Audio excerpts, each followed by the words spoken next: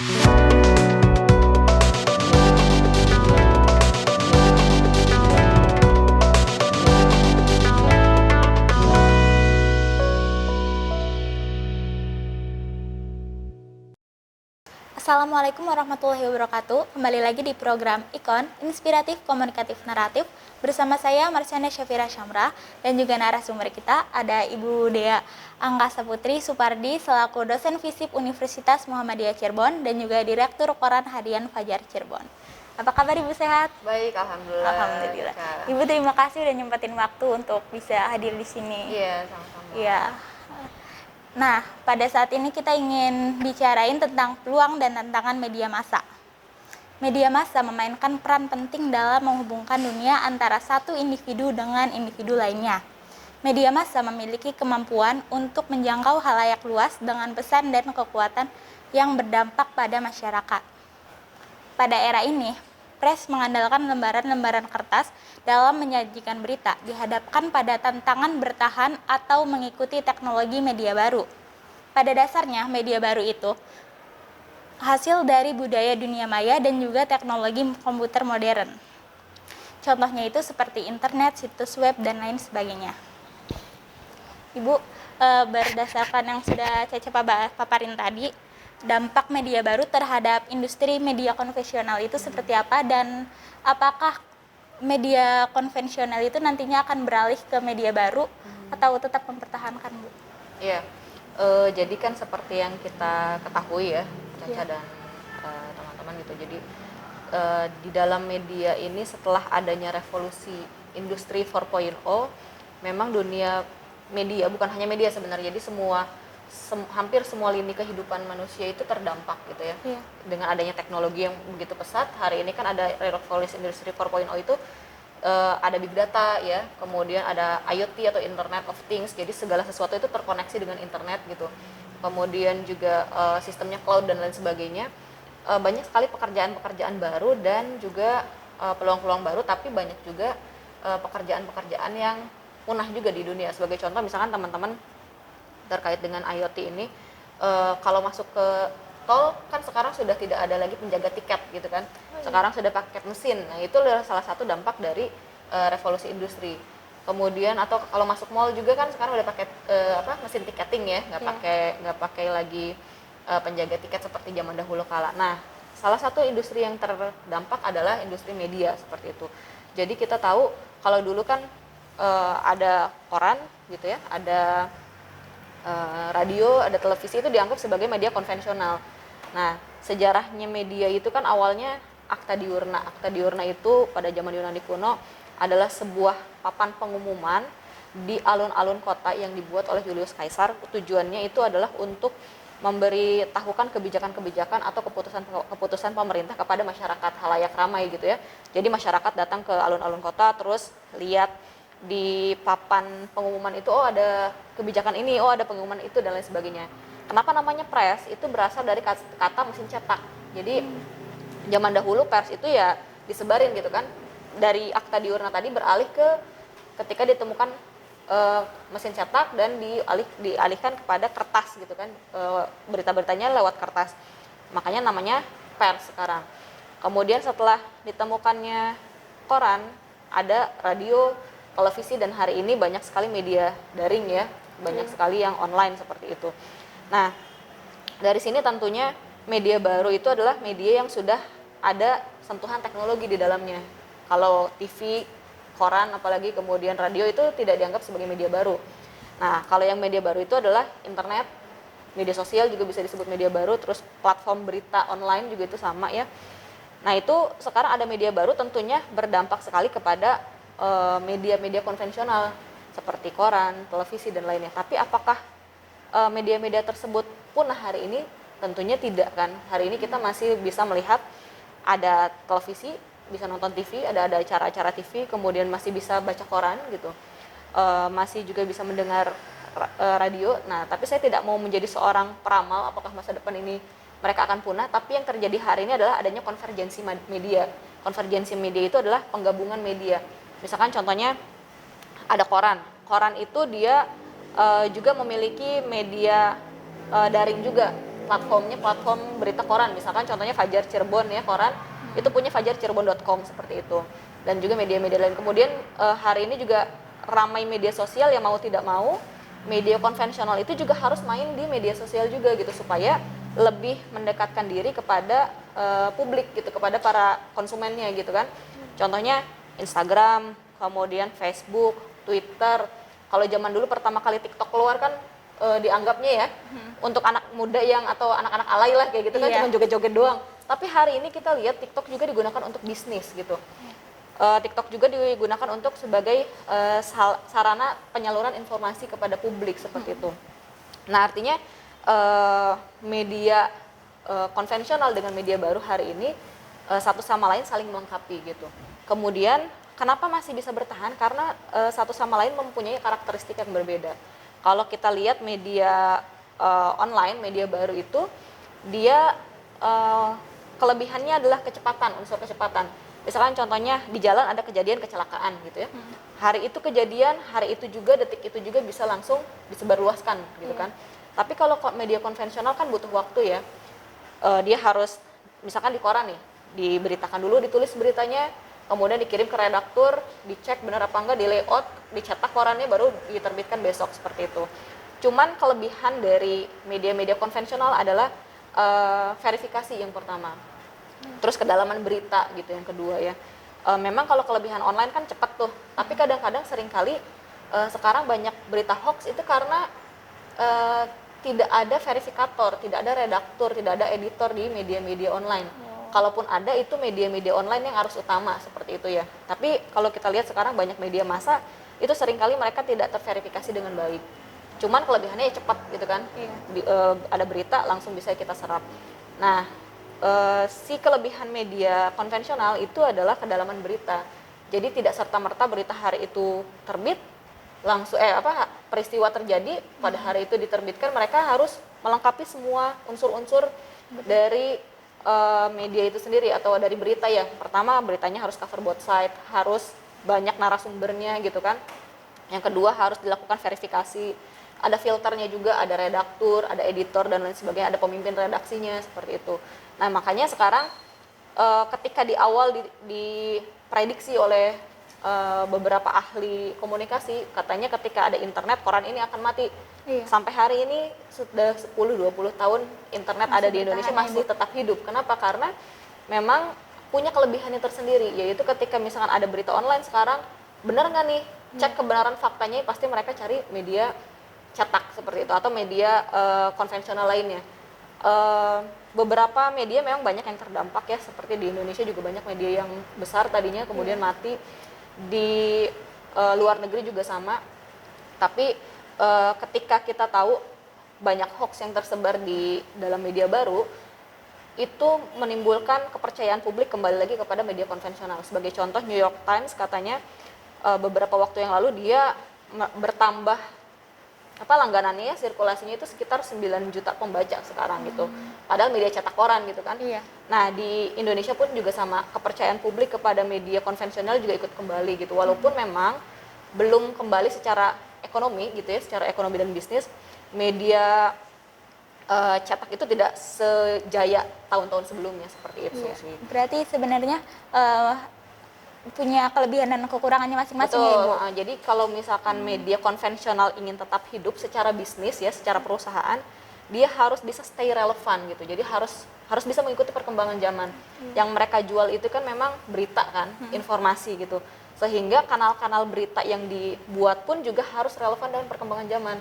Nggak bisa sekarang misalnya kita punya koran nih, fokusnya di koran aja gitu, tapi nggak juga melakukan penyebaran informasi di kanal lain. Nah, kalau misalnya pengen pengen tetap ada di hati pembaca, dia harus punya karakteristik, tetap harus berinovasi juga gitu kan, tetap juga harus bisa memiliki ciri khas dari media itu sendiri.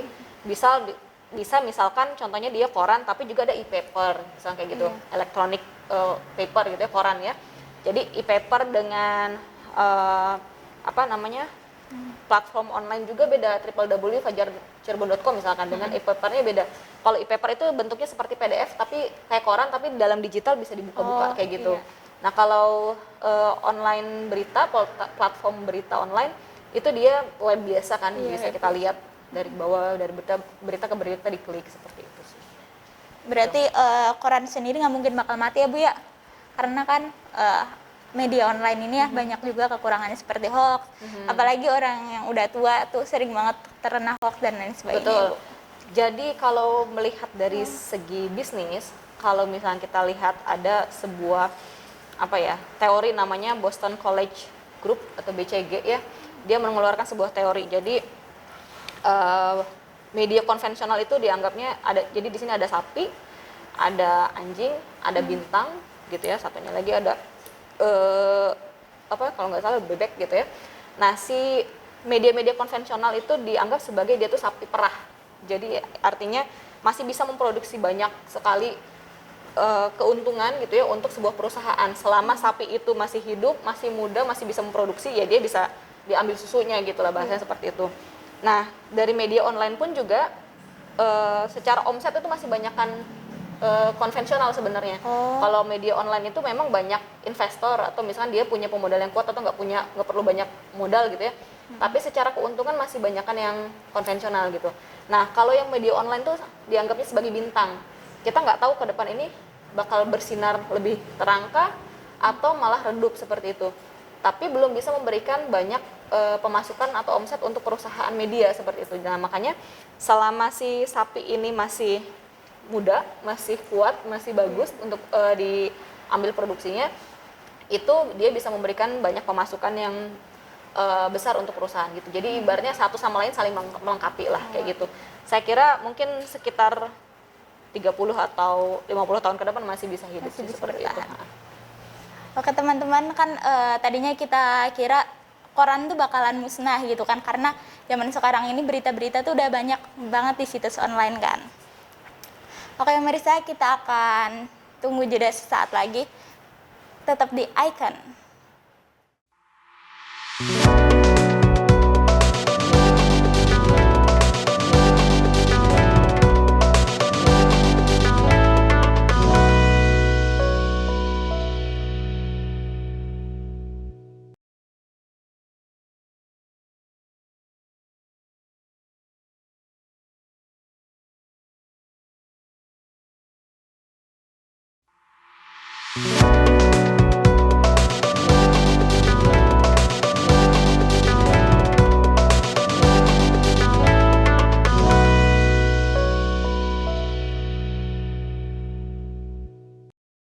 Selamat datang kembali di Icon Inspiratif Komunikatif Naratif.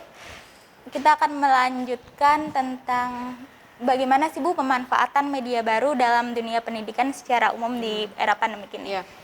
Jadi tadi kan kita udah tahu ya banyak sekali tantangan sebetulnya di dalam media baru. Salah satunya kita sebagai masyarakat ya banyak berita hoax, itu kan tantangan kita gitu ya. Orang-orang tua juga seringkali banyak kemakan hoax gitu ya. Nah, makanya disinilah perlunya literasi media digital gitu teman-teman. Jadi teman-teman mahasiswa, akademisi, dan orang-orang yang bergerak atau praktisi dalam bidang media itu harus lebih masif dan lebih aktif untuk memberikan literasi media digital kepada masyarakat gitu. Jadi tidak lagi nanti misalkan masyarakat baca berita sharing dari orang lain diteruskan gitu ya. Kita baca mentah-mentah, oh ini beritanya valid, padahal belum tentu kan. Nah, makanya sekarang saya setuju dengan adanya tanda diteruskan ya atau forward gitu ya di WhatsApp gitu kan. Itu sebagai contoh bahwa si isi berita tersebut bukan dari orang yang bersangkutan, mungkin sudah diteruskan berapa ratus kali. Itu sebagai bentuk tantangan di media baru gitu ya atau media masa hari ini. Nah, tapi peluangnya pun sangat luar biasa besar. Satu, dia punya berbagai peluang pekerjaan baru untuk masyarakat. Misalkan sebagai contoh, anak-anak kecil misalnya ditanya, besok mau jadi apa? Mungkin jadi polisi, jadi dokter, jadi presiden misalnya seperti itu. Zaman dulu ya, 20-30 tahun yang lalu. Tapi sekarang mungkin kalau mau ditanya jadi apa? Saya mau jadi YouTuber misalkan kayak gitu. Itu kan sebagai pekerjaan baru yang menarik gitu kan. Atau saya mau jadi vlogger, atau saya mau jadi blogger gitu. Nah, itu sebagai sebuah peluang dari media baru ini yang bisa kita harus tangkap dengan baik dan kita manfaatkan peluang tersebut. Itu yang pertama. Kedua, terbukanya sarana-sarana bisnis lainnya gitu ya yang baru. Misalkan contohnya ada usaha pengelola media sosial. Nah, sekarang kita lihat misalkan saya contohnya punya bisnis, saya nggak bisa fotografi, saya nggak bisa bikin copywriting yang bagus. Mungkin orang-orang yang apalagi jurusan komunikasi nih ya, teman-teman di komunikasi harus bisa memanfaatkan hal tersebut gitu. Misalkan contohnya membuat copywriting, membuat pengelolaan konten-konten media digital gitu kan. Itu kan perlu soft skill yang khusus gitu ya. Nah, itu bisa dimanfaatkan. Kemudian juga bisa sarana bisnis yang baru untuk promosi. Terus hari ini juga everyone is a journalist gitu ya. Jadi kita nggak perlu harus pengen tampil gitu di media, nggak perlu harus nunggu ngantri jadi ikut casting dulu, bahasanya seperti itu. Ya kita bisa punya konten sendiri, bisa jadi influencer juga, itu kan salah satu bentuk profesi baru kan. Iya, bisa itu. lewat podcast juga ya Bu. Nah, podcast, betul, ada podcast, ada jadi blog ya, atau jadi influencer di Instagram dan lain sebagainya.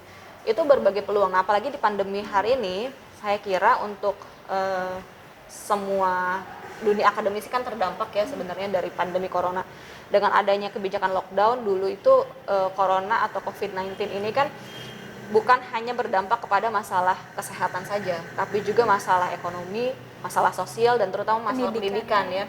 Kita concern sekali biasanya setiap penerimaan mahasiswa baru, anak-anak mahasiswa langsung belajar di kelas atau anak-anak sekolah belajar di kelas. Tapi hari ini pembelajaran di ruang-ruang kelas konvensional hari ini sudah berpindah semua ke kelas-kelas maya gitu, ke kelas-kelas digital.